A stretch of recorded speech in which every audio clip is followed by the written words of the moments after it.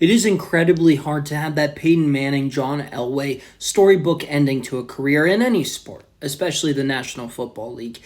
However, one team is having a very, very hard time of it, really for the last 15, 16 years, and that's the Pittsburgh Steelers.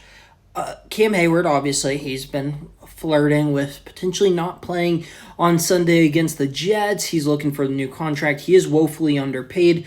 Granted, he is 35 and he just signed a contract last year. So both sides have a decent argument. But this isn't really focused on that. Cam has turned into a future Hall of Fame player.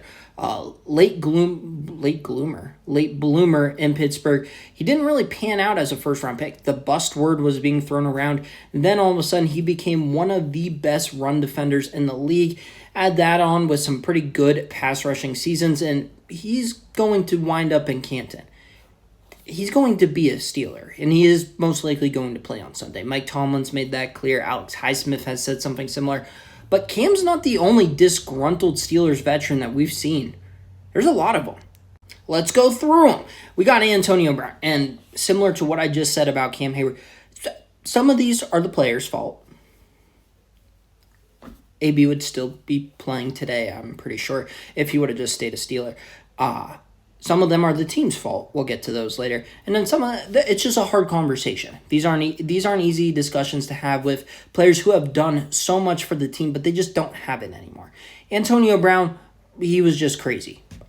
But he was a disgruntled Steeler. And there's a trend here. They're all Steelers. Wait for it. Another Triple B did it. Le'Veon Bell, he held out for an entire season. And he had the most unique rushing style of all time, and he was the greatest running back in the NFL. Would have been a Pro Bowl wide receiver, and then the patience, incredible. He held out an entire year. I can only think of two examples of that happening. One is recent, and that wasn't even holding out. That was a hold in, if I remember correctly. Trent Williams with Washington, he hurt his back, I'm pretty sure, as he was disgruntled. Obviously, the trainers mismanaged his cancer diagnosis, all that stuff.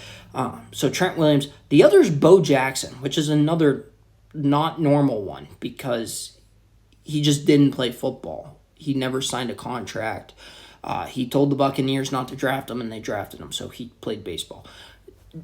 Le'Veon's one of one, Ed. He was disgruntled, and obviously this kick-started the whole pay the running backs conversation. So was Pittsburgh in the wrong? Not necessarily.